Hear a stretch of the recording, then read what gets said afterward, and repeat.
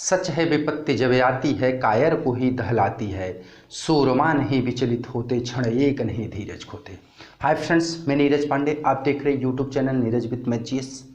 आज मैं चर्चा करने वाला हूँ रस्मरथी का खंड है, जिसमें ये वर्णित है कि किस प्रकार से पांडवों के साथ ये जो कौरव हैं किस प्रकार से दुर्व्यवहार किए और वो किस प्रकार जंगलों में रह करके, किस प्रकार से जंगलों में निखर करके आते हैं, किस प्रकार से वो रहते हैं। वो सब वृत्तांत रामधारी सिंह दिनकर द्वारा, जो इनको द्वितीय राष्ट्र कवि का दर्जा दिया गया है, उनके द्वारा किस प्रकार से वर्णित है, इसकी लाइनें मैं आपके सम्मुख प्रस्तुत करता हूँ। वो लाइनें देखिए, रस्मरथी ही पढ़ना आप में कह सकते हैं अपने आप में एक बहुत अलग चीज़ पैदा करता है। रस्मरथी अगर आप पढ़ें, रस्मरथी पढ़ लें एक बार, तो आपके अंदर एक जीने की जो होती है वो अलग से गुण उत्पन्न हो जाते हैं। आपको लगता है कि विपत्ति क्या है, हमसे बड़ी विपत्ति नहीं है, हम बड़े हैं, विपत्ति छोटी है। वही चीज होता है कि एक देश का राजा, राजकुमार जो कभी हल फावड़ा उठाए नहीं है, उनको जंगल में जाना पड़ता है, जंगल को साफ करके जंगल को बनाना पड़ता है। मित्रों, तो यही कहा गया है कि जब सच है विपत्ति जब आती है कायर को ही दहलाती है। किसको दहलाती है विपत्ति? कायर को। किसी वीर पुरुष को दहला नहीं सकती है। सच है विपत्ति जब आती है कायर को ही दहलाती है। सूरमा नहीं विचलित होते, क्षण एक नहीं धीरज खोते। विघ्नों को गले लगाते हैं, कांटों में राह बनाते। विघ्नों को क्या कर देते हैं? गले लगा लेते हैं, कांटों में राह बनाते हैं। ऐसा क्या है? वीर पुरुष करते हैं। लेकिन कायर अगर रहे तो परेशान हो जाएगा और भाग जाएगा। तो ये मित्रों लाइनें हैं रस्मरथी की, और रस्मरथी की लाइनें बहुत ही रोचक लाइनें हैं जो आपको बहुत कुछ सिखाती हैं। सच है विपत्ति जब आती है कायर को ही दहलाती है। सूरमा नहीं विचलित होते, क्षण एक नहीं धीरज खोते। विघ्नों को गले लगाते हैं, कांटों में राह बनाते हैं। मुख से न कभी उफ कहते हैं, मुख से न कभी उफ कहते हैं। संकट का चरण न कहते हैं। बट क्या कह रहे हैं कि मुख से कभी उफ, आह, अरे बड़ा दर्द है, ऐसा कुछ कहते नहीं हैं। और संकट का चरण न कहते हैं। संकट मतलब जो आपको संकट देने वाला है उसका चरण कहते नहीं, बल्कि उस संकट को दूर करने की कोशिश कहते हैं। जो आपड़ता सब सहते हैं, उद्योग निरत नित रहते हैं। उद्योग निरत नित रहते हैं। सूलों का मूल नसाने को, बड़ खुद विपत्ति पर छा जाने को, बड़ खुद विपत्ति पर छा जाने को। है कौन विघ्न ऐसा जग में, है कौन विघ्न ऐसा जग में, टिक सके वीर नर के मग में। है कौन विघ्न ऐसा जग में, टिक सके वीर नर के मग में। खम ठोंक ठेलता है जब नर पर्वत के जाते पाँव खड़े। जब इंसान जोर लगाता है वो अपने पे आ जाता है तो पर्वत के भी क्या कर देता है? पाँव तोड़ देता है, उसको ठेल देता है। जैसा कि आज आप सभी ने देखा है, दशरथ माझी ने ये करके दिखा दिया है, कितना विशाल पर्वत को तोड़ डाले हैं अकेले छीने हथौड़ी लेकर के। तो अगर इंसान अपने पे आ जाए, खम ठोंक ठेलता है जब नर पर्वत के जाते पाँव खड़े। मानव जब जोर लगाता है पत्थर पानी बन जाता है। मानव जब इंसान जोर लगाएगा तो पत्थर भी क्या बन जाता है? पानी बन जाता है। अब गुण बड़े एक से एक प्रखर हैं, गुण बड़े एक से एक प्रखर हैं, गुण बड़े एक से एक प्रखर हैं छिपे मानवों के भीतर, हैं छिपे मानवों के भीतर। मेहंदी में जैसे लाली हो, मेहंदी में जैसे लाली हो, वर्तिका बीज उजियाली हो, वर्तिका बीज उजियाली हो। बत्ती जो नहीं जलाता है, रोशनी नहीं वह पाता है। ये सत्य बात है, जो बत्ती ही नहीं जलाएगा उसको रोशनी नहीं मिलेगी। इसलिए बत्ती जलाना पड़ेगा, कर्म करना पड़ेगा, तभी ही फल मिल सकता है। बिना कर्म के ये फल मिलना संभव नहीं है। तो इसलिए बत्ती जो नहीं जलाता है, रोशनी नहीं वह पाता है। ये जीवन की बहुत सारी चीजें आपको सिखा रही हैं ये लाइनें, कि पीसा जाता जब इच्छुदंड, झरती रस की धाराए खंड। पीसा जाता जब इच्छुदंड, झरती रस की धाराए खंड। धारा अखंड मेहंदी जब सहती है प्रहार, मेहंदी जब सहती है प्रहार, बनती ललनाओं का सिंगार। जिस प्रकार से मेहंदी को जब पीसा जाता है, मेहंदी दर्द सहती है, जब सह लेती है दर्द तो उसको क्या किया जाता है, नई नवेली दुल्हन के हाथों में उसको लगाया जाता है। तो नई नई नवेली दुल्हनों का क्या बनती है, श्रृंगार बनती है।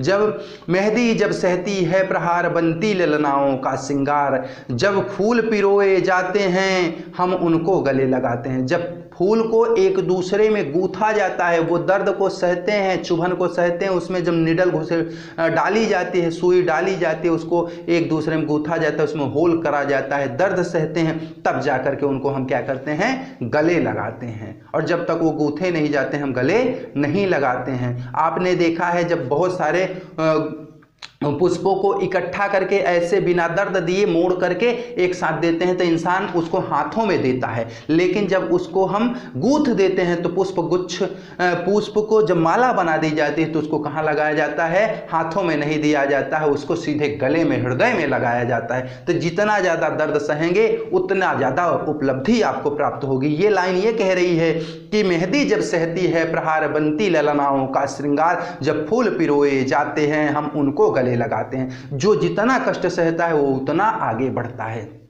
जो जितना कष्ट सहता है वो उतना आगे बढ़ता है। वसुधा का नेता कौन हुआ, भूखंड विजेता कौन हुआ, अतुलित यशक्रेता कौन हुआ, नवधर्म प्रणेता कौन हुआ, जिसने न कभी आराम किया, विघ्नों में रहकर नाम किया।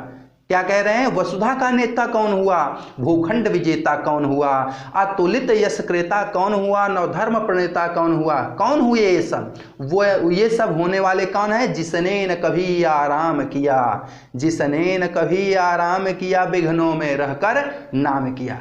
जो कभी आराम नहीं किए, विघ्नों में रहकर नाम किए हैं, वही क्या हुए हैं, वही मित्रों ये भूखंड के विजेता हुए, अतुलित यशक्रेता हुए।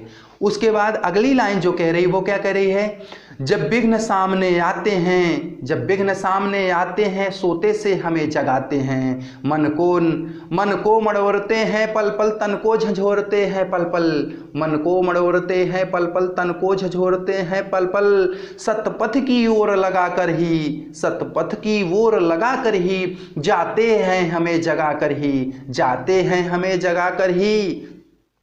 क्या करते हैं, वो हमें जगा करके जाते हैं। वाटिका और वन एक नहीं, वाटिका और वन एक नहीं, आराम और रण एक नहीं। ये लाइन क्या कह रही है, वाटिका और वन एक नहीं हो सकता है। वन होता है, जंगल होता है, वाटिकाओं में आपको केवल आराम मिल सकता है, लेकिन जंगल में आराम नहीं है। वहाँ भालू, बानर, तमाम प्रकार के शेर, तमाम प्रकार के शिकारियों से आपको डर रहता है, वाटिका में ऐसा डर नहीं रहता है। और आराम और रण एक जैसा नहीं हो सकता है। आराम और रण एक जैसा, जैसे सेज पे सोए हुए हैं और युद्ध क्षेत्र में दोनों एक जैसा हो सकता है, नहीं हो सकता है। वर्षा अंधड़ आतप खंड, पौरुष के हैं साधन प्रचंड, वर्षा अंधड़ आतप खंड, पौरुष के हैं साधन प्रचंड। वन में प्रसून तो खिलते हैं, वन में प्रसून तो खिलते हैं, बागों में साल न मिलते हैं। वन में प्रसून मिल जाएंगे, पुष्प मिल जाएंगे, लेकिन बागों, बगीचों में, वाटिका में साल के वृक्ष नहीं मिलेंगे, साल के वृक्ष नहीं मिलेंगे। मतलब यहाँ पे पांडवों को कहा जा रहा है कि आप जंगल में हो तो आप जंगल में अर्जुन मिल सकता है, लेकिन घर में युद्ध में घर में अर्जुन नहीं मिल सकता, क्योंकि जब आप तपोगे तभी आप कुछ बनोगे, ये कहा जा रहा है। उसके बाद अगली लाइन क्या है कि कंकरियां जिनकी सेज सुघर, कंकरियां जिनकी सेज सुघर मतलब कंकड़ों पर लेटने वाले होते हैं उनको, और उसको क्या मानते हैं, सुंदर सुघर सेज मानते हैं, अपनी सेज को मानते हैं। छाया देता केवल अंबर, और छाया कौन देने वाला है, केवल अंबर है, वहाँ छत कुछ नहीं है, तो छत नहीं है, छाया देता केवल अंबर। विपदाएं दूध पिलाती हैं, दूध कौन पिला रहा है, विपदाएं दूध पिलाती हैं, लोरी आंधियां सुनाती हैं। और आंधियां जो दिन रात चलती रहती हैं वही लोरी सुना रहे हैं, वह लोरी सुनाने वाला कोई नहीं है, लोरी आंधियां सुनाती हैं। जो लाक्षागृह में जलते हैं, जो लाक्षागृह में जलते हैं वो ही सूरमा निकलते हैं। जैसे आपने राणा प्रताप को भी सुना होगा कि घास की रोटियां खाई हैं, तो जंगलों में रह के घास की रोटियां खाई हैं, तब अंग्रेजों के दांतों तले क्या है, अंगुली दबवाई है। तो ये क्या है कि जो मेहनत करेगा, जो परिश्रम करेगा वही आगे बढ़ेगा। बढ़कर विपत्तियों पर छाकर, बढ़कर विपत्तियों पर छा जा मेरे किशोर मेरे ताजा, बढ़कर विपत्तियों पे छा जा मेरे किशोर मेरे ताजा, जीवन का रस छन जाने दे, जीवन का रस छन जाने दे, तन को पत्थर बन जाने दे, तन को पत्थर बन जाने दे, तू स्वयं तेज भयकारी है, क्या कर सकती चिनगारी है, तू स्वयं तेज भयकारी है, क्या कर सकती चिनगारी है। ये रामधारी सिंह दिनकर द्वारा लिखी हुई पंक्तियां हैं, जो पांडव जब वन में गए थे, लाक्षागृह में गए थे, फिर जंगल में गए थे, तो उन तमाम जगहों के वर्णन को करके उन्होंने एक पिरो दिया। और मित्रों ये भी बता दें, जो लाइनें इनकी कह रही हैं कि जो जंगल में वन में तो सुमन खिलते हैं, वन में सुमन खिलते हैं, प्रसून मिलते हैं, पर वन में या वाटिका में कभी भी साल नहीं खिलेंगे। वन और वाटिका, जो आपके वाटिका होगी और बगीचा होगा, घर का गार्डन होगा, उसमें कभी साल के वृक्ष नहीं मिल सकते हैं, लेकिन जंगल में क्या है, सुमन खिलते मिलेंगे। इसलिए जब विपत्ति आती है, सच है विपत्ति जब आती है कायर को ही दहलाती है, सूरमा नहीं विचलित होते, क्षण एक नहीं धीरज खोते, विघ्नों को गले लगाते हैं, विघ्नों को गले लगाते हैं। तो यहाँ मित्रों क्या है कि अगर जीवन में, और ख़ास तौर से मैं जो कहता हूँ, मैं अपने छात्र छात्राओं के लिए, अपने प्यारे बच्चों के लिए कहता हूँ, कुष्मित पल्लवित बच्चों के लिए कहता हूँ कि आपके जीवन में तमाम प्रकार की कठिनाइयाँ आ रही, तमाम प्रकार की विपत्तियाँ आ रही हैं, लेकिन उन विपत्तियों से डरना नहीं। अगर आप उनसे नहीं डरेंगे तो निश्चित रूप से आप एक मिसाल कायम करेंगे, और अगर उनसे आप डर गए तो निश्चित रूप से आप क्या होंगे, कहीं ना कहीं एक फूस घास की तरह बाद में बेकार हो जाएंगे और कोई महत्व नहीं होगा।